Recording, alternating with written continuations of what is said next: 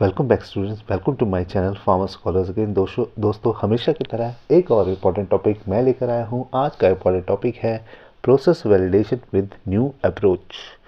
तो process validation हम already जानते हैं, हम जो पहले इसके बारे में पढ़ चुके हैं, जो कि प्रोस्पेक्टिव वैलिडेशन होता है, कंकरेंट वैलिडेशन होता है, रेट्रोस्पेक्टिव वैलिडेशन होता है, रिवैलिडेशन होता है। तो इन सब के बारे में हम ऑलरेडी पढ़ चुके हैं।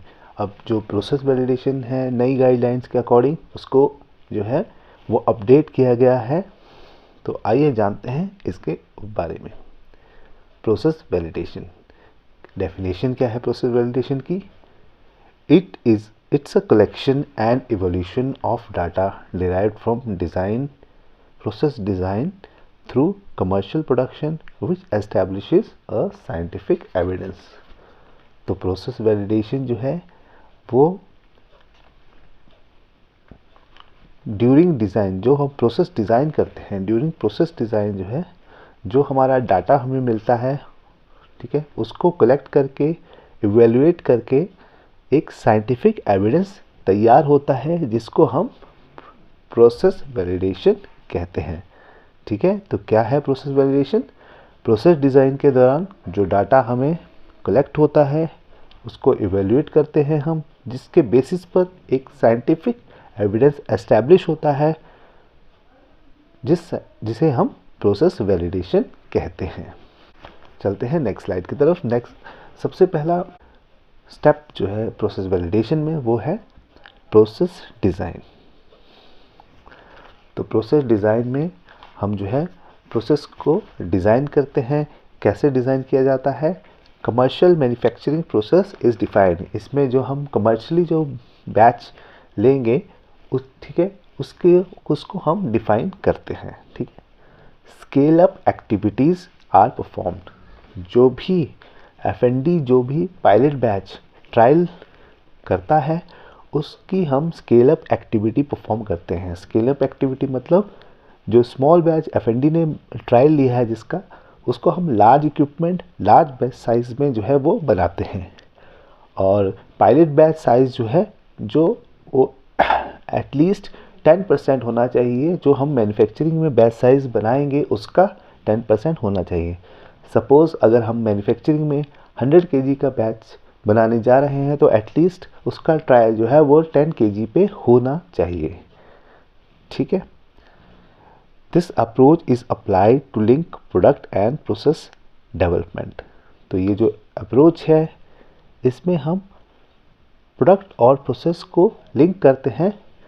कंट्रोल स्ट्रैटेजी एक डिज़ाइन करते हैं, ठीक है, जिसमें हम देखते हैं कि हमारी प्रोसेस जो है वो सफिशिएंट कंट्रोल्ड है या नहीं। ठीक है, इसमें इसके बेसिस पर हम जो है ऑप्टिमाइजेशन ऑफ प्रोसेस ऑप्टिमाइजेशन जो है वो करते हैं। ठीक, इसके बेसिस पर हम प्रोसेस ऑप्टिमाइजेशन करते हैं। ठीक है, जिससे हम जो है ऑप्टिमम वैल्यूज़ निकालते हैं पैरामीटर्स की, और जो हमारी क्वालिटी एट्रीब्यूट्स हैं उनकी ऑप्टिमम वैल्यू निकालते हैं। CQA and CPP and CQA are linked through risk assessment. तो इसमें जो है हम क्रिटिकल प्रोसेस पैरामीटर और क्रिटिकल क्वालिटी एट्रीब्यूट दोनों को लिंक करते हैं रिस्क असेसमेंट के जरिए। ठीक है, हम फॉर एग्जांपल हम यहाँ पे प्रोसेस में चेक करते हैं कि कितना मिनिमम और मैक्सिमम वेरिएशन हम जो है वो एक्सेप्ट कर सकते हैं। ठीक है, और जिससे जो है जो हमारी क्वालिटी है, प्रोडक्ट की क्वालिटी है, उस पर क्या इम्पैक्ट पड़ेगा। ठीक है, उसको हम रिस्क असेसमेंट के बेसिस पर स्टडी करते हैं। ठीक है, और फाइनली हम जो है ऑप्टिमम वैल्यूज़ निकालते हैं प्रोसेस पैरामीटर्स की और क्वालिटी एट्रीब्यूट्स की। ठीक, फॉर एग्जांपल हम चेक करते हैं कि हमारी मशीन स्पीड, ठीक है, कम ज़्यादा करने से जो है प्रोडक्ट पे क्या इम्पैक्ट पड़ेगा। ठीक है, जो क्वालिटी एट्रीब्यूट्स पे क्या इम्पैक्ट पड़ेगा, जैसे कि टैबलेट की हार्डनेस पे क्या इम्पैक्ट पड़ेगा। ठीक, और इससे जो है फिर हम फाइनली ऑप्टिमम वैल्यूज़ निकालते हैं। ठीक है, तो पैरामीटर्स की और जो क्वालिटी एट्रीब्यूट्स हैं उनकी। चलते हैं नेक्स्ट स्लाइड की तरफ। ठीक, नेक्स्ट स्टेप जो है इस गाइडलाइन का वो है प्रोसेस क्वालिफिकेशन। तो इसमें प्रोसेस क्वालिफिकेशन में क्या करते हैं हम, the design is evaluated to determine whether the process meets the demand of reproducibility. जो हमने प्रोसेस डिज़ाइन में अपनी प्रोसेस डिज़ाइन करी थी, जो भी हमने प्रोसेस डिज़ाइन करी थी पिछले स्टेप में, उसकी हम रिप्रोड्यूसिबिलिटी चेक करते हैं। रिप्रोड्यूसिबिलिटी चेक करने के लिए हम मिनिमम 3 बैचेस में परफॉर्म करते हैं और चेक करते हैं कि रिजल्ट्स जो है वो सिमिलर आ रहे हैं कि नहीं। रिजल्ट्स की जो रिप्रोड्यूसिबिलिटी चेक करते हैं। जैसे रिज़ल्ट हमने ऑप्टिमाइज़ करे थे प्रोसेस डिज़ाइन के टाइम में, वैसे ही हमारे रिजल्ट्स जो है अगले बैचेस में आ रहे हैं या नहीं, ये हम चीज़ वेरीफाई करते हैं। ठीक है, फॉर एग्ज़ाम्पल के तौर पर अगर हमने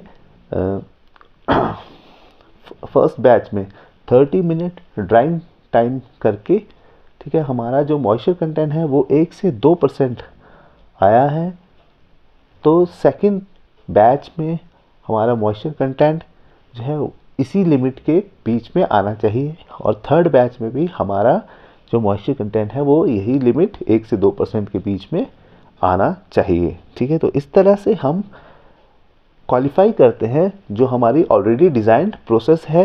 ठीक है, जो प्रोसेस डिज़ाइन में हमने डिज़ाइन की थी। ठीक है, चलते हैं थर्ड स्टेप की तरफ। तो जो नेक्स्ट स्टेज है इसमें हम कंटिन्यूस प्रोसेस वेरिफिकेशन करते हैं। ठीक है, पहला स्टेज हमने पढ़ा प्रोसेस डिज़ाइन, सेकंड हमने पढ़ा प्रोसेस क्वालिफिकेशन, और ये थर्ड स्टेज है हमारा कंटिन्यूस प्रोसेस वेरिफिकेशन। इसमें हम क्या करते हैं, ongoing assurance that all the processes remain in a state of control।